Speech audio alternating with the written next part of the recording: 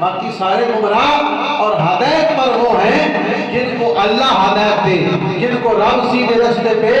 چلائے۔ حضور نے فرمایا حدیث قدسی، اللہ فرماتا ہے کہ تم سب بھوکے تھے سوائے ان کے جن کو رب کھلائے، سوائے ان کے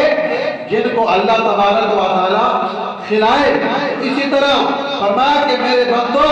تم سب اگر مل جاؤ، تم سب اگر اکٹھے ہو جاؤ، ایک ہو جاؤ، تو تم کیا کرو؟ اللہ فرما رہا ہے کہ تم سارے مل کے اکٹھے ہو کے، یعنی متقی، ایک متقی بندے کی طرح، ایک نیک پرہیزگار بندے کی طرح بن جاؤ۔ یعنی ساری دنیا کے اگلے لوگ جو گزر گئے ہیں دنیا سے اور جو بعد میں آنے والے ہیں، جو حاضر ہیں، جن ہیں، انسان ہیں، اللہ فرما رہے سارے مل جاؤ، اکٹھے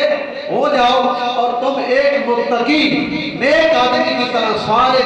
دنیا جہاں کے لوگ بن جاؤ، تو تم اللہ تعالیٰ کی یعنی سارے مل کر بھی بادشاہی میں ایک ذرہ بھی اضافہ کر سکتے نہیں، سارے مل کر بھی ایک ذرہ کے برابر بھی اضافہ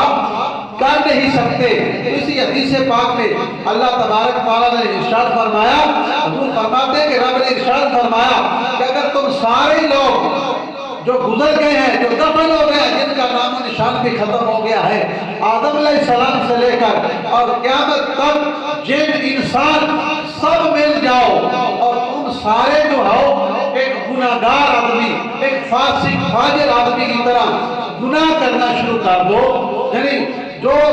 فاسق فاجر گناہ کرتا ہے تم سارے لوگ بھی اکٹھا ہو کے جو ہے وہ